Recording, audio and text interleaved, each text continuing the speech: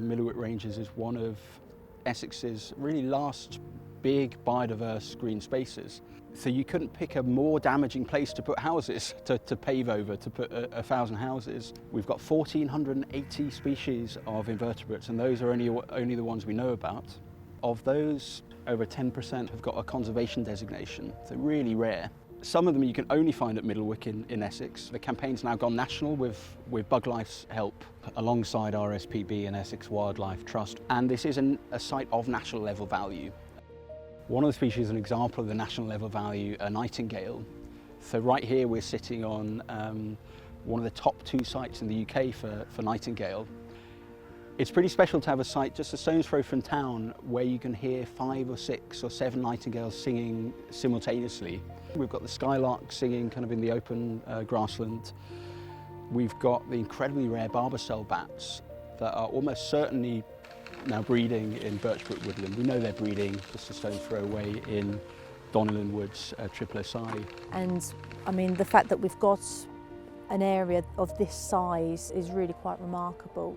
There's so few of them, and where we do have these grasslands, they're very fragmented, they're apart from each other, so if we lose a species from one of them, it can't necessarily be repopulated from another.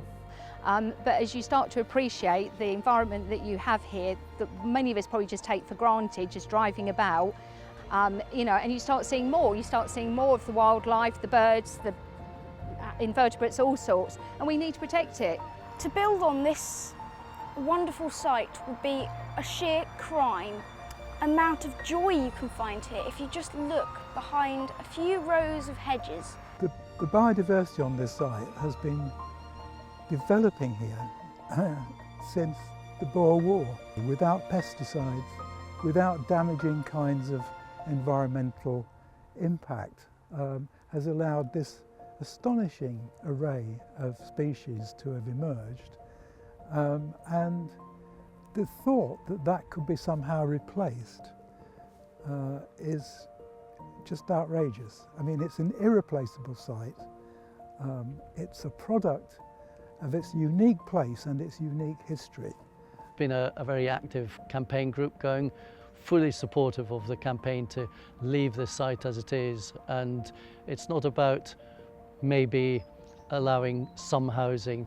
It is really important, completely intact. So that's why I'm passionate about the fight to save Middlewick, not just for me and for my fellow enthusiasts, but really for future generations as well. So save the wick.